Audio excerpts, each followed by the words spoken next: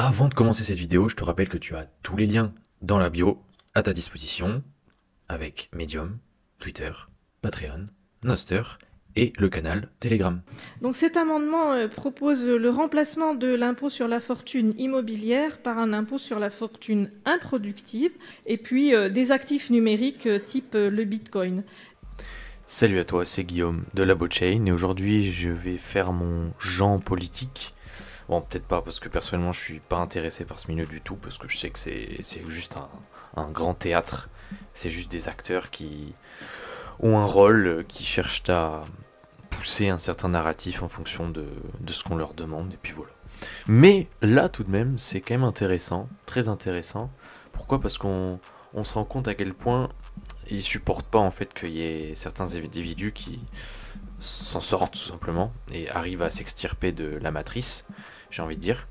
Ce que je vais faire dans un premier temps, c'est mettre en lumière ce que raconte cette très sage dame, vermeillée, union centriste, je sais pas à quoi ça correspond. Enfin, encore une fois, ça n'a aucune valeur, mais c'est pas grave, on va quand même écouter ce qu'elle dit précisément, même si on a compris qu'effectivement l'idée c'était d'entuber les personnes qui cherchaient tout simplement à économiser, à épargner, à garder une poire pour la soif, comme on dit, mais pas en euros, hein, évidemment, parce que l'euro, certes, les cantillionnaires et leurs suppôts, comme cette dame et tous les autres, ça les arrange, qu'ils les épargnent en euros, mais qu'ils les épargnent en bitcoin, et on verra aussi un petit peu avant d'autres actifs, même si les autres je m'en moque un peu, mais plus par rapport à bitcoin, on comprend que ça les dérange. Après, c'est pas acté, ce sera potentiellement pour 2025, mais pour l'instant, voilà, c'est pas acté. Donc cet amendement propose le remplacement de l'impôt sur la fortune immobilière par un impôt sur la fortune improductive. Alors, pour faire simple, qu'est-ce qu'on remarque? C'est que selon eux, encore une fois, on a des investissements qui sont improductifs, notamment, voilà, on parle de Bitcoin surtout, même s'il y a les autres, mais là, ce qui nous intéresse encore une fois, c'est Bitcoin. Et on aimerait rediriger toutes ces liquidités vers des secteurs productifs. Alors, qu'est-ce qu'ils entendent par productif? En fait, c'est tout ce qui va pouvoir faire tourner l'économie, soi-disant, hein. Mais en tout cas, il n'est pas question donc de travailler pour potentiellement son propre futur, ou le futur de ses enfants, de ses petits-enfants. En gros, voilà, c'est vraiment... En fait, ça révèle à quel point ils cherchent à maintenir les gens dans la fameuse rat race, donc le petit tourniquet pour le hamster, là, pas le tourniquet, mais la petite roue, là. Parce qu'en fait, tant que la personne n'a pas économisé suffisamment, n'a pas accumulé un certain capital grâce à son travail, ou grâce à son ingéniosité, grâce à son entrepreneuriat, j'en sais rien, peu importe ses activités, voilà, et bien tant qu'elle est dans cette petite roue, on peut en gros rediriger toutes ces liquidités vers disons, des secteurs productifs. Donc en fait, en utilisant la machine législative, tout ça, on cherche à empêcher les individus d'avoir le choix en fait, de dire oui ou non.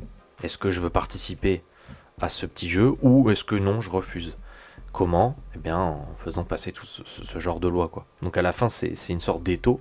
D'ailleurs, j'avais déjà vu une vidéo où j'avais mis en avant cette image de l'étau qui se resserre, qui se resserre. Bon, il y a l'aspect anonymat, tout ça, mais il y a aussi cet aspect-là, de simplement être libre, en fait. Donc il s'agit d'exclure le patrimoine de l'assiette actuelle, le patrimoine qui contribue à la croissance économique, et puis d'inclure le patrimoine que je qualifierais de passif, c'est-à-dire les immeubles non bâtis, par exemple certains terrains constructibles qui sont non affectés à l'activité économique, les liquidités et les placements financiers, certains biens corporels comme des voitures de luxe, des yachts ou des avions, et puis des actifs numériques type le Bitcoin. Donc si t'as un yacht, t'as je ne sais quelle voiture de sport, voilà, ou un terrain, ne serait-ce qu'un terrain en fait, eh bien, tu participes pas à l'économie en fait. T'es un caillou dans leurs chaussures, donc ça va pas le faire. Mais ce qui est dingue, c'est que en fait, déjà, on ne demande pas l'avis aux gens, hein. On arrive, boum, on fait passer des trucs comme ça, mais ce qu'on leur a demandé, enfin perso, depuis que je suis là, on m'a jamais demandé quoi que ce soit. Et il y a les trucs qui passent, mais et comme toi ou comme des millions de personnes en fait. Et c'est ça déjà que je trouve assez fou. Mais en attendant, ça me fait penser plus à un régime communiste bizarre, qui cherche à tout prix à appauvrir les gens. Il faut que les gens soient pauvres en fait. Il faut vraiment qu'ils soient le plus pauvres possible. Et même ceux qui arrivent à atteindre un certain niveau de vie et à se faire un minimum quand même plaisir, voilà. Eh ben non, c'est pas possible. Toi aussi tu vas manger. Voilà, voilà l'idée. Même amendement, et il vise à remplacer l'impôt sur la fortune immobilière par un impôt sur la fortune improductive, puisque comme l'a dit très bien notre collègue à l'instant, il n'y a pas de logique à laisser exonérer des bitcoins, par exemple, ou des liquidités, et en revanche à taxer ce qui contribue à l'économie réelle. Alors mon coco de montgolfier, ce qu'il a oublié, c'est que pour justement stimuler l'économie, il faut de l'argent en fait. Tu peux pas stimuler l'économie si t'es pauvre. Donc, quand on a du capital justement, on peut stimuler l'économie à un certain stade, quand justement on a atteint un certain seuil de souveraineté. Mais c'est gros comme un camion. Ça les fait chier en fait que les gens deviennent souverains et puissent dire à un moment donné, mais je choisis, est-ce que j'alimente ça ou est-ce que j'alimente ça, ou est-ce que je n'alimente pas ça ou je n'alimente pas ça.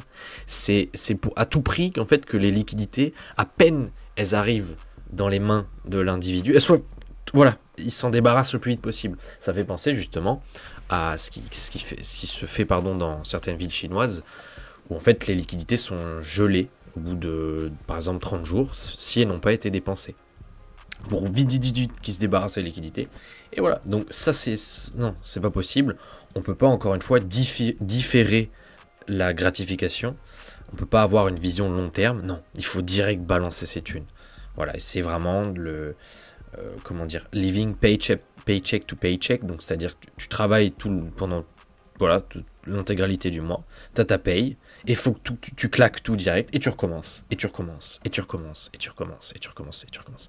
Voilà en gros le projet. L'ISF, la réforme de l'ISF, le rapporteur général l'a dit, fait partie des réformes avec le PFU, qui sont à mettre ensemble, qui ont permis d'accélérer l'investissement productif dans notre pays. Pour rappel, le PFU, c'est la flat tax, le prélèvement forfaitaire unique, et d'ailleurs, il va potentiellement passer à 33%. Voilà, comme si 30% c'était pas suffisant.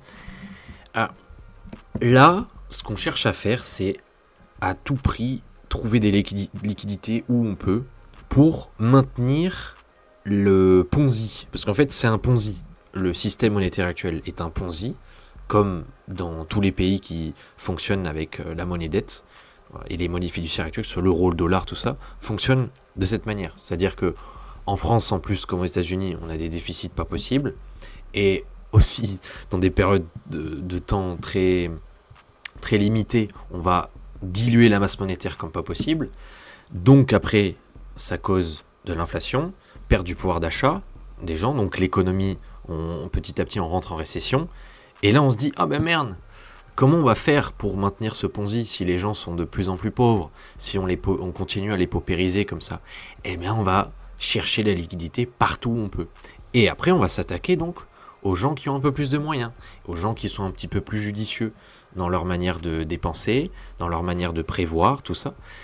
Mais là, le problème, c'est qu'ils s'attaquent aux bitcoiners. Et les bitcoiners, ils sont pas comme les autres. Et ils vont très vite s'en rendre compte. Et ça, j'en suis ravi. Donc, comme si ce n'était pas suffisant, en parallèle, on a quelque chose de très dystopique aussi. Merci au collectif Sortie de Banque. Gros shout out to YOLO. YOLO, si tu vois cette vidéo, merci à toi. De propager l'information. Ça concerne l'euro numérique, donc la monnaie numérique de banque centrale. Et là, pour faire simple, c'est une boîte de Pandore. C'est une boîte de Pandore. J'ai pas encore fait de vidéo sur le sujet, je le ferai très, très bientôt. L'idée, en fait, c'est d'avoir un outil de contrôle suprême. Suprême. Pourquoi? Parce que si ça repose sur la technologie blockchain, et oui, c'est un peu comme un pistolet. Un pistolet, ça peut servir à chasser, enfin, peut-être pas un pistolet, un fusil, mais ça peut aussi servir à faire des trucs terribles. La blockchain, c'est pareil. Et là, la blockchain, elle sera pas open source. Elle sera pas open source, elle sera pas décentralisée. Ce sera en fait la version, t'as Bitcoin, en mode c'est Harry Potter, et t'as la monnaie numérique de banque centrale, c'est Voldemort. Voilà, c'est pour mettre la chose en lumière comme ça, en mode binaire, quoi.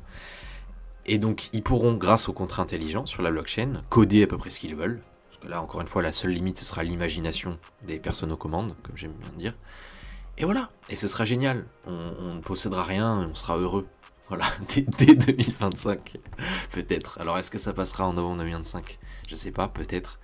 Mais en tout cas, c'est ce qu'ils souhaitent. Les banques centrales veulent garder le contrôle. Elles voient qu'avec Bitcoin, ça devient difficile parce qu'il y a de plus en plus de personnes qui se rendent compte du scam monumental voilà, qu'on est en train de mettre en place et qui est déjà en place entre le judiciaire, entre le système éducatif, entre le système monétaire. Enfin bref, c'est une gigantesque fraude. Et ils font tout ce qu'ils peuvent là pour accélérer les choses aussi de leur côté. Donc c'est pour ça que je fais ces vidéos, c'est pour ça que je suis le collectif Sortie de Banque et je travaille avec le collectif Sortie de Banque dans le sens où je fais en sorte de les aider. Et c'est pour ça que je te le partage aussi aujourd'hui, pour que tu aies l'info. Et comme si tout cela n'était pas suffisant, John Black, merci John Black, de nous rappeler qu'effectivement, si encore une fois tu ne retires pas ton BTC des plateformes d'échange, dans le cas par exemple de Kraken, ça posera problème. Parce qu'à partir du 30 décembre, c'est-à-dire dans 2 jours, les retraits et les dépôts, donc de plus de 1000 € vers et depuis un wallet privé, voilà, il faudra chaque fois une vérification d'identité. C'est l'idée à la fin de savoir absolument où passe le BTC. Et c'est pour ça d'ailleurs qu'on tend vers une sorte de marché noir de Bitcoin, mais dans le sens où ces Bitcoins-là ne seront pas KYC-ed, ne seront pas sous vérification d'identité et on pourra toujours les bouger comme on veut. Il n'y aura pas de limite de 1000 €, je ne sais quoi. Et il y aura l'autre partie, donc qui ne sera pas du marché noir entre guillemets, mais qui sera sur les plateformes d'échange, ce qui sera totalement sous contrôle en fait. Donc d'ici là, je te recommande vivement encore une fois de faire le nécessaire et de lâcher Binance, Coinbase, Kraken, même Swissborn, même toutes les plateformes d'échange centralisées, de rien laisser dessus, parce qu'il faut rappeler que ces plateformes, comme leur nom indique, c'est des plateformes d'échange, ce ne sont pas des plateformes pour laisser les fonds. Il faut à tout prix détenir sa clé privée, c'est dans la philosophie même de Bitcoin. Voilà. En attendant, je te souhaite d'excellentes fêtes, j'espère que tu as passé un bon Noël et tu passeras un bon nouvel an, et que tu orange pileras toutes les personnes à la soirée, si tu fais une soirée, et sinon, encore une fois, que tu t'occuperas de ce dont tu as à t'occuper, pour ta souveraineté, pour ta liberté, parce que on n'a pas fini de se battre, il va falloir rester fort en 2025. La prochaine vidéo, je la publierai en 2025, début 2025. Je te souhaite une excellente journée, une excellente soirée, prends bien soin de toi, c'était Guillaume de la Blockchain.